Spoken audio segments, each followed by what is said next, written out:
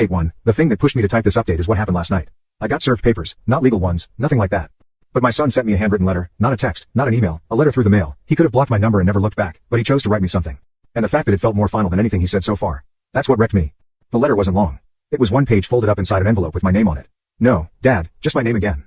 He started it by saying he hoped I wouldn't show up at his friend's house again because they've done more for him in the last few weeks than I have in the last few years.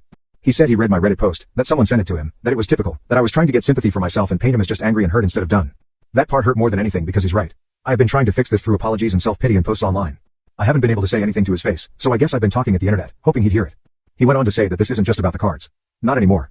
He said, I've been treating him like a second-tier person in his own house for years. That A always got more benefit of the doubt. That any time there was a fight or a disagreement, I'd hear her out first, jump to defend her. And honestly, I never noticed. I didn't even realize it. But thinking back, he's not wrong. There was the time a few years ago where A accused Jay of throwing out her school project. I punished him without even checking. Turns out she left it outside and it got rained on.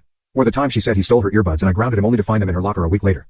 So many moments like that where I just assumed she was right because she was more emotional or louder about it and Jay always kept to himself.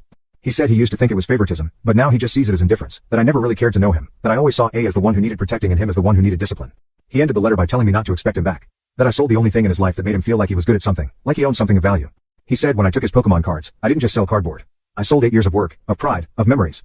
He said he's been talking to his aunt, my sister, and that she's offered to let him move in with her full time. She lives out of state, and he's already looking into transferring schools. Apparently, he's already packed most of his stuff. He's just waiting for the paperwork to go through. If it does, I might not see my son again for a very long time. I tried calling my sister. She answered and didn't even let me get a full sentence out before saying, no, don't try to guilt him into staying. You need to accept that he doesn't feel safe there anymore. I broke down after that. I don't even remember hanging up. My wife found me sitting on the bathroom floor with the phone still in my hand.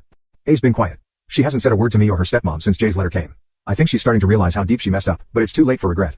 That's what I keep telling myself. It's too late. What's done is done, and nothing we do now is going to make it right for Jay. I tried to fix the financial part. I sat down with a collector and tried to put together a list of everything I sold, what it was probably worth, what the rarest pieces were.